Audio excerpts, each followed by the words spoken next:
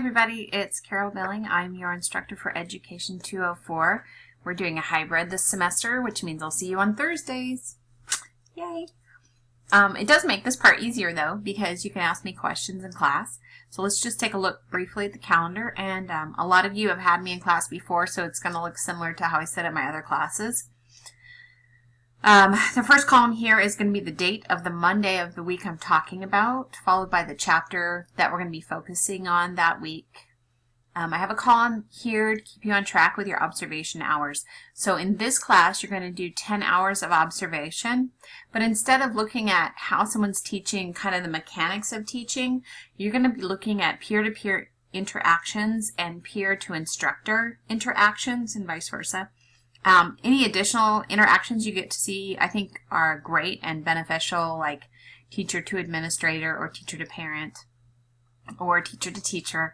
So I just want you to see sort of almost like the psychology behind what happens in a classroom besides just what the academic teaching that's going on, because there's a lot of other things. So that's what these observation hours are for specifically. You can go back and observe in the same place that you observed for 202 if you'd like. However, I recommend that you try something new. Try a different district, different school, different teacher.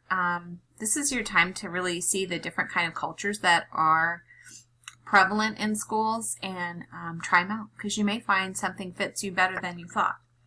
Okay, so stepping out beyond what's familiar, I think, is always a benefit, especially when you're only talking about 10 hours. I mean, this is not a life sentence, 10 hours.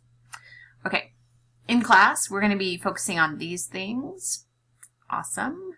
And then here are your list of tasks in Blackboard. So in theory, you're spending Thursdays with me, but if this was a traditional class, you would be spending Tuesdays learning online.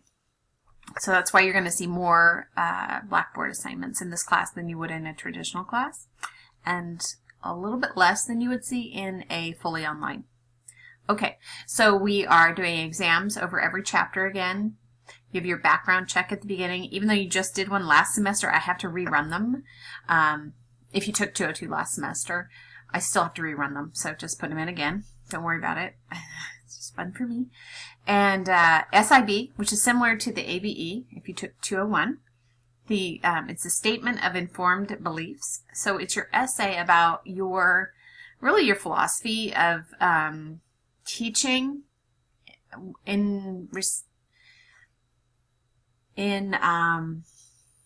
do I want to say this? Not about academics, but about all the other parts of teaching, the psychology, the socialization, all of those aspects of teaching. That's kind of what it's about.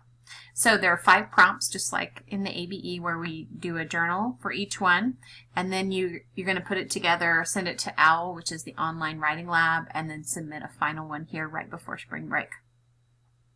So I definitely made the first 10 weeks more work than the last 4, which I hope is a good thing, because we're going to be doing summary presentations at the end, and I think those are going to take a lot of time. So that's kind of why I stacked it up like that. So back here. Okay, SIBs are broken down, quizzes for every chapter, plus you have some other assignments. Not much though, really only related to the presentation, because we've got that day in class where we'll be talking and going through each chapter's top content.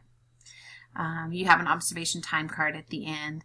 You can submit that online or bring it in class. Either way is fine. I am going to try this coloring system this semester, which is new. So assignments in light gray are ready to go. They should be open and available on Blackboard. They go to this sort of peach color. That means they're past due, so I'm in the process of grading them. And then when they're graded, you see there'll be a darker gray. So that way you can know where I'm at as far as like what I've graded versus what I'm still working on. And so that can be helpful when you're trying to figure out, has she graded my work, or have I been lost?